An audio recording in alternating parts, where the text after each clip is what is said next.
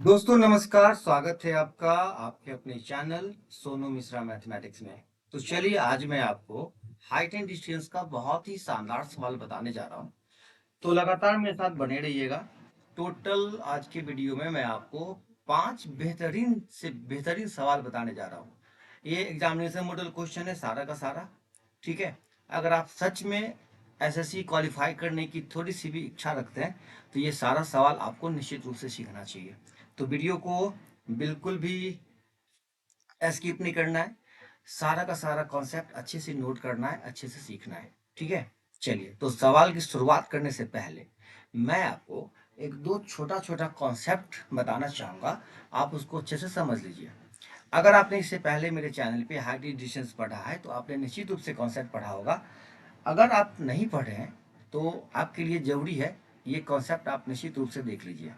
Concept number पहला, एक concept आपको 30-60-90 थ्योरी समझ लेना है। ठीक है, 30-60-90 थ्योरी।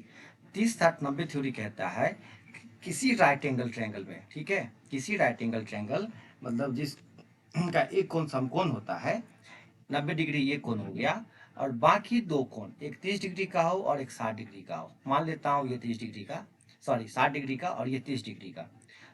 तो तीनों एंगल में सामने वाली भुजाओं में जो रेशियो होता है वो 1√3 और 2 का होता है। ठीक है, तो 30 के सामने वाला अगर 1 है तो उसके सामने वाला √3 होगा और ये 2 हो जाएगा। आप सीधी भाषा में समझिए कि 30 के सामने वाली भुजाओं का, ठीक है, 30 के सामने वाली भुजा का √3 गुना 60 के सामने वाला होगा और 30 के सामने वाले का 2 गुना ये कर्ण होगा। ठीक है, सबसे पहला कॉन्सेप्ट ये समझ लीजिए। दूसरा कॉन्सेप्ट उन्नयन कोण और अवनमन कोण के बारे में समझ लीजिए। उन्नयन कोण होता है जैसे कोई मीनार है और जमीन से हम मीनार के ऊपर देखते हैं, ठीक है, तो इस बिंदु और इस शीर्ष के बीच जो कोण बना, ठीक है, ये उन्नयन कोण बनता है। ठीक है, और है ना, ये उन्नयन कोण याद रखिएगा। उन्नयन कोण क्वेश्चन में सामने आएगा तो आप समझ जाइएगा। और जब हम मीनार के शीर्ष से नीचे जमीन पर देखते हैं, ठीक है, तब जो इस बेस के साथ कोण बनता है तो ये अवनमन कोण होता है। ठीक है, ये कौन सा कोण हो गया? अवनमन। ठीक है, क्वेश्चन में जिक्र होगा इस बात का। लेकिन आपने ज्योमेट्री का कॉन्सेप्ट पढ़ा है कि अल्टरनेट एंगल से ये अगर ये जितना एंगल होगा ये एंगल बिल्कुल सेम होगा। तो जब भी क्वेश्चन में अवनमन कोण की बात होगी तो हम डायरेक्ट ऐसा ट्रायंगल बनाएंगे और इस एंगल पे फोकस कर देंगे। ठीक है, इस एंगल पे हम कोई चर्चा नहीं करेंगे। चलिए दूसरा कॉन्सेप्ट हो गया। एक कॉन्सेप्ट और समझ लीजिए, उम्मीद करता हूँ आपने नोट कर लिया है। अगर नोट नहीं किया है तो निश्चित रूप से नोट कर लीजिएगा। ठीक है, क्योंकि ये काम अभी अभी तुरंत पड़ेगा जब हम सवाल लगाएंगे। कॉन्सेप्ट समझ लीजिएगा, पांचों सवाल लगाने में बिल्कुल वक्त नहीं लगेगा। चलिए तीसरा कॉन्सेप्ट है, देखिए एक समकोण त्रिभुज में, ठीक है, दो बिंदु के साथ अगर उन्नयन कोण दे रखा है, ठीक है, और उन्नयन कोण ऐसा है कि दोनों एक दूसरे का पूरक हो, मतलब दोनों मिला के 90 डिग्री हो। तो मतलब अगर एक थीटा है और दूसरा 90 माइनस थीटा है, ठीक है, दोनों उन्नयन कोण। और मान लीजिए ए बी मीनार है और इसकी ऊंचाई h है, ठीक है, और अगर आप मान लीजिए ये बिंदु सी है, ये बिंदु सी है, बी से सी की दूरी दे रखी है ए और बी से डी की दूरी दे रखी है बी। तो इस कंडीशन में एच स्क्वायर बराबर होता है ए बी। ठीक है, बस ध्यान रखिए बी से सी की दूरी है ए और बी से डी की दूरी है बी। तो एच स्क्वायर बराबर होता है ए बी और एच बराबर हो जाएगा √AB। ठीक है, तो तीन कॉन्सेप्ट आप ध्यान रखिए। और पहले सवाल से अब हम शुरू करते हैं। चलिए इस कॉन्सेप्ट को अब हम मिटा देते हैं। अब पहला सवाल पढ़िए और बहुत ही प्यारा सा सॉल्यूशन अब खुद से आप दे सकते हैं। देखिए क्वेश्चन कहता है 10√3 मीटर ऊंचे एक भवन के शिखर से देखे गए दो बिंदु P तथा Q है। यदि उन बिंदुओं के अवनमन कोण, ठीक है, देखिए अभी चर्चा हुआ ना, अवनमन कोण परस्पर पूरक हो और PQ बराबर 20 मीटर हो तो बिंदु P की उस भवन से दूरी कितनी है? देखिए अभी अभी कॉन्सेप्ट जो मैंने ये वाला पढ़ा है उसी को बेस मान के चलते हैं। देखिए एक भवन है, सीधा सीधा भवन, दो बिंदु है, एक बिंदु P है, दूसरा बिंदु Q है, और दोनों से जो अवनमन कोण बनता है, तो अवनमन कोण मैंने बताया कि बिल्कुल अब नीचे ही लिख देना है, तो थीटा और 90 माइनस थीटा है। क्यों? क्योंकि दूसरे का पूरक है। ठीक, और इसकी जो ऊंचाई दे रखी है वो क्या है? 10√3। ठीक है, 10√3 है। अब देखिए क्या कहता है, पी क्यू बराबर 20, तो यहां से लेके पी से क्यू तक की दूरी दे रखा है 20, है ना। तो बिंदु P की उस भवन से दूरी कितनी है? तो भवन की दूरी, ये इस बेस को मान लेते हैं, देखिए ये A मान लेते हैं, इसको B मान लेते हैं। तो B से P की दूरी आपसे पूछा जा रहा है। ठीक, अब सबसे पहले हम ऑप्शन को चेक करेंगे। सबसे पहला ऑप्शन देखते हैं। अगर ऑप्शन रख दिया जाए 25, ठीक है, B से P की दूरी अगर हम 25 रखते हैं, तो B से Q की दूरी निश्चित रूप से 5 होगी। ठीक, तो B से Q की दूरी 5 और B से P की दूरी 25। तो उस हिसाब से ये जो H बराबर, अभी देखिए फॉर्मूला, H बराबर √AB, मतलब 10√3 किसके बराबर होना चाहिए? √AB के बराबर। मतलब एक A हो गया 5, B हो गया 25, तो 25 गुने 5 625। ये दोनों कभी बराबर नहीं आएगा, मतलब ये आंसर आपका नहीं होगा।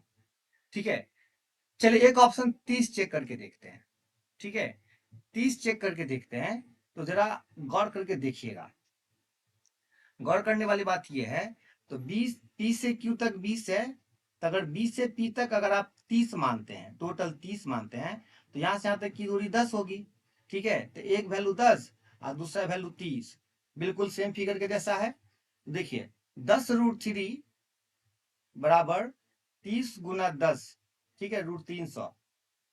देखिए 10√3 बराबर 300, ये दोनों वैल्यू सेम है।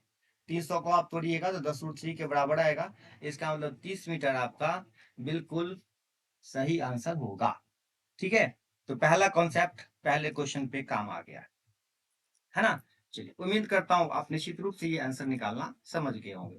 इसी प्रकार आप दोनों ऑप्शन चेक करके देखिए, दूसरा और चौथा बिल्कुल नहीं होगा, और चूंकि कम समय में वीडियो बनाने के आपको देना है, इसीलिए डायरेक्ट मैंने तीसरा ऑप्शन चेक किया। चलिए, दूसरा क्वेश्चन बहुत ही शानदार, बहुत ही ताबड़तोड़, है ना। चलिए क्वेश्चन पढ़ते हैं पहले। कहता है एक मीनार की ऊंचाई h है, और मीनार के एक और पाद के क्षैतिज, पाद मतलब पैर होता है, ठीक है, पाद के क्षैतिज एक व्यक्ति से इसके शीर्ष का उन्नयन कोण अल्फा है, और मीनार की ओर h/2 मीटर दूरी तक चलने के बाद उन्नयन कोण बीटा हो जाता है, तो cot alpha minus cot beta का मान बता दो। आपसे ये कहता है क्वेश्चन कि एक मीनार की जो ऊंचाई है, एक मीनार बना लेते हैं, मीनार की ऊंचाई h है, ठीक है, और मीनार के एक ओर, ठीक है, इस तरफ, है ना, एक बिंदु से मीनार का उन्नयन कोण कितना डिग्री है? अल्फा डिग्री है। ठीक है, अब कहता है कि अगर हम मीनार की ओर h/2 दूरी चले जाते हैं, ठीक है, ये दूरी चले जाते हैं, तब उन्नयन कोण बन जाता है बीटा। ठीक है, और आपसे पूछ क्या रहा है? Cot alpha minus cot beta. देखिए ये एंगल तो निश्चित रूप से 90 डिग्री का होगा।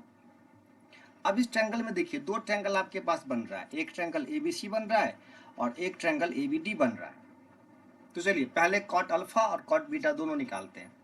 तो सबसे पहले अगर हम कॉट अल्फा निकालेंगे, तो कॉट अल्फा किस में निकलेगा? ABD में, है ना।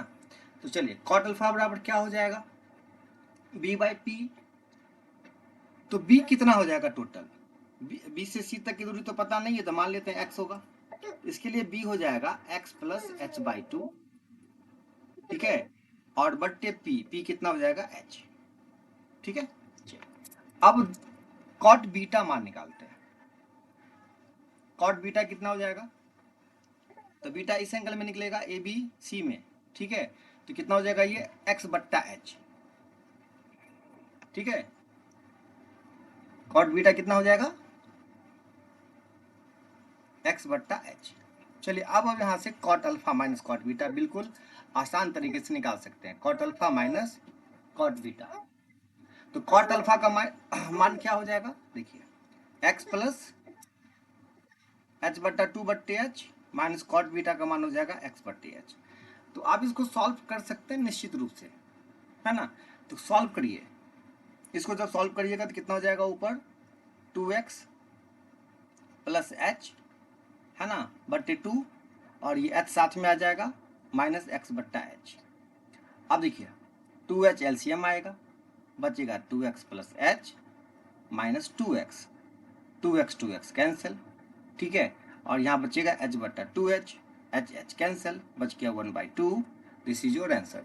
अब आप ये कैलकुलेशन आप अपने हिसाब से कितना जल्दी कर सकते हैं ये आप पे निर्भर करता है ना। जरूरी नहीं है कि मैंने जिस तरीके से किया है आप भी उसी तरीके से कीजिएगा। आप अपना तरीका भी अप्लाई करिए और जितना गति हो सकता है उतना गति में आप cot alpha minus cot beta का मान निकाल लीजिए। चलिए अब तीसरे क्वेश्चन पे आते हैं। तीसरा क्वेश्चन बहुत ही शानदार क्वेश्चन है, ध्यान से देखते रहिए। पहले आप एक काम करिए, वीडियो पॉज कर लीजिए, है ना, मैं आपको वक्त देता हूं 5 सेकंड का। अब बनाने की कोशिश करिए, बनाने की कोशिश करिए और देखिए कि आपसे ये क्वेश्चन बनता है कि नहीं बनता है। अगर नहीं बनता है तो आप मेरे साथ बने रहिए और सीखिए। कहता है 16 मीटर और 9 मीटर लंबे दो खंभे के बीच की दूरी x मीटर है। दो खंभा है, एक 16 मीटर का एक 9 मीटर का, तो छोटा बड़ा बनाएंगे और बीच की दूरी x मीटर है। ठीक है भाई, x मीटर है और एक 16 मीटर है, दूसरा 9 मीटर है। और आपसे क्या पूछता है, यदि उन दोनों खंभे के शीर्ष से सामने वाले खंभे के अधोभाग के साथ बने उन्नयन कोण परस्पर पूरक है, मतलब इसके निचले हिस्से के साथ और इसके निचले हिस्से के साथ बना कोण एक दूसरे का पूरक है, मतलब एक कोण थीटा और दूसरा कोण 90 माइनस थीटा। ठीक है, तो आपसे x का मान पूछ रहा है। तो दोनों ट्रायंगल में देख लीजिए, आप नाम लिखें चाहे ना लिखें कोई फर्क नहीं पड़ता है। तो पहले में देख लीजिए टेन थीटा बराबर क्या हो जाएगा, टेन थीटा बराबर क्या हो जाएगा p/b। तो इसके लिए p कितना है 9/x, है ना, और दूसरे के लिए क्या हो जाएगा टेन 90 माइनस थीटा कितना हो जाएगा 16/x, और टेन 90 माइनस थीटा क्या होता है cot theta.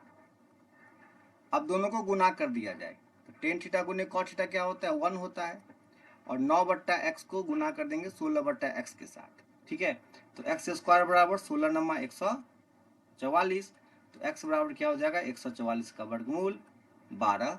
This is your answer.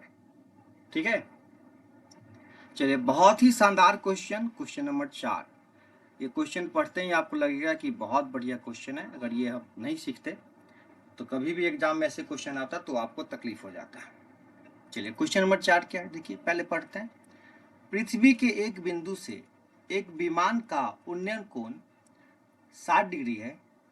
15 second की उड़ान के बाद उन्नयन कोण 30 डिग्री हो जाता है। यदि विमान 1500√3 मीटर की ऊंचाई पर उड़ रहा है तो उसकी गति कितनी है।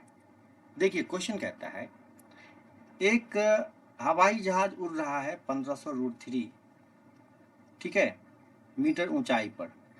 एक बिंदु से इसका उन्नयन कोण था कितना डिग्री 30 डिग्री, ठीक है, लेकिन 15 सेकंड चलने के बाद इस पॉइंट से इसका दूरी उन्नयन कोण हो गया 60 डिग्री। मतलब 30 सेकंड से 30 डिग्री से 60 डिग्री बनने में ये 15 सेकंड की दूरी तय किया है, 15 सेकंड तक चला है। ठीक है, 15 सेकंड में यहां से यहां तक की दूरी तय किया है। तो अगर हमसे पूछा जाता है कि चाल कितनी है, तो चाल बराबर दूरी बटा समय। तो दूरी तो d किलोमीटर है, d मीटर में हो चाहे किलोमीटर में, और ये दूरी है 1500 मीटर में, तो निश्चित रूप से मीटर में दूरी तय किया होगा, और समय है 15 सेकेंड। तो दूर d का मान हमको निकालना है। तो अभी देखिए 30 60 90 कॉन्सेप्ट का हम इस्तेमाल करेंगे। देखिए अगर इस छोटे वाले ट्रायंगल में अगर ये 60 है तो ये 30 होगा, तो 30 के सामने वाला होता है √3, तो √3 दे रखा है कितना 1500√3, तो मतलब 1 बराबर 1500, तो ये वैल्यू हो गया कितना 1500। ठीक है, अब बताइए बड़े वाले ट्रायंगल में देखिए, बड़े वाले ट्रायंगल में यहाँ किसका मान दे रखा है 30 के सामने वाला दे रखा है, मतलब 1 बराबर दे रखा है 1500√3। ठीक है, इसका मतलब √3 बराबर हो जाएगा 1500√3 को √3 से गुना करेंगे तो 4500, मतलब उस रूल के हिसाब से यहाँ से यहाँ तक टोटल पूरा हो जाएगा 4500। ठीक है, आप लाल कलम पे केवल फोकस करिएगा, पूरा दूरी हो जाएगा 4500। इसका मतलब डी का मान जो होगा वो कितना होगा, 3000 केवल। ठीक है, 3000 मीटर, क्योंकि पूरा 4500 है, यहाँ तक 1500 है। तो 3000 मीटर दूरी तय किया है 15 सेकेंड में, तो 15 दूना 30, 200 मीटर प्रति सेकेंड। ये हो गया जी आपका बिल्कुल सही सही आंसर। ठीक है, चलिए अब चलते हैं क्वेश्चन नंबर 5 पे। बिल्कुल इसी पैटर्न पे ये भी क्वेश्चन है। कहता है नदी के किनारे 200√3 मीटर की ऊंचाई के एक पहाड़ पर से एक व्यक्ति उसी दिशा में आते हुए जहाज का अवनमन कोण 30 डिग्री पाता है और 2 मिनट के बाद उसका अवनमन कोण 60 डिग्री हो जाता है, तो जहाज का वेग बताइए। आप चाहें तो इस क्वेश्चन को खुद से सॉल्व कर सकते हैं, ठीक है, और नहीं तो थोड़ा सा ध्यान दीजिए, फिर से बनाते हैं इस क्वेश्चन को, समझ जाइएगा। तो पहाड़ की ऊंचाई कितना है, 200√3। ठीक है, पहला कितना एंगल बन रहा है, 30 डिग्री पाता है, और 2 मिनट के बाद 2 मिनट के बाद अवनमन कोण हो जाता है 60 डिग्री। ठीक है, अब आपसे पूछा जाता है कि जहाज का वेग क्या है, तो 2 मिनट में तो यही दूरी तय किया है यहां से यहां तक, बस ये दूरी आपको पता करनी है। तो फिर से यहां देखिए, इस छोटे वाले ट्रायंगल में आप जो भी नाम दें इसका, मैं छोटे वाला ट्रायंगल भी आप बोल देता हूं। 60 के सामने वाला दे रखा है 200√3, उस बेस के हिसाब से क्या होगा, ये 200 हो जाएगा। ठीक है, क्योंकि √3 का मान दे रखा है ना, 200√3, सामने वाले का 60 के सामने वाले का वैल्यू √3 होता है, 1 बराबर 200। अब देखिए यहां से यहां तक 200 निकल गया। अब बड़े वाले ट्रायंगल में देखिए, बड़े वाले ट्रायंगल में 30 के सामने वाला दे रखा है 200√3, मतलब 1 बराबर 200√3 दे रखा है, तो √3 बराबर हो जाएगा 600, मतलब पूरा वैल्यू हो जाएगा 600। तो आप देखिए ये 200, इसका मतलब डी बराबर हो गया 400। 400 मीटर कितने मिनट में, 2 मिनट में, तो 400/2, 200 मीटर प्रति मिनट, ये हो गया आपका आंसर। ठीक है, तो उम्मीद करता हूँ ये पांचों का पांचों क्वेश्चन आपके समझ में आ गया होगा। अगर थोड़ी बहुत दिक्कत हुई है तो एक बार फिर से वीडियो देखिए, सारी बातें समझ जाइएगा। ठीक है, और ये वीडियो कैसा लगा आप कमेंट करके निश्चित रूप से बताइएगा। अगर वीडियो अच्छा लगे तो अपने दोस्तों के साथ भी शेयर कर दीजिएगा। ठीक है, चलिए फिर मिलते हैं अगले वीडियो में और भी खूबसूरत सवालों के साथ। तब तक के लिए tata bye bye, see you.